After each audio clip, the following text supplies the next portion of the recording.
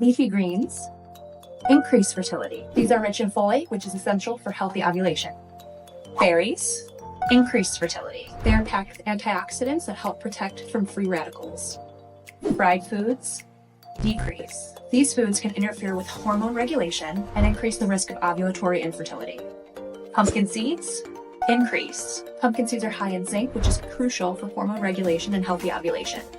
Caffeine decreases. Excessive intake from coffee, espresso, soda, energy drinks can have a negative impact on fertility.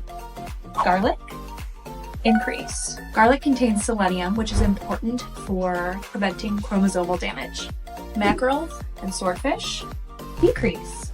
These fish can have high levels of mercury, which can harm your reproductive health. Alcohol decrease. Heavy alcohol consumption in both men and women can impair fertility. Avocado increase. They're a great source of healthy fats, which are crucial for hormone regulation and fertility.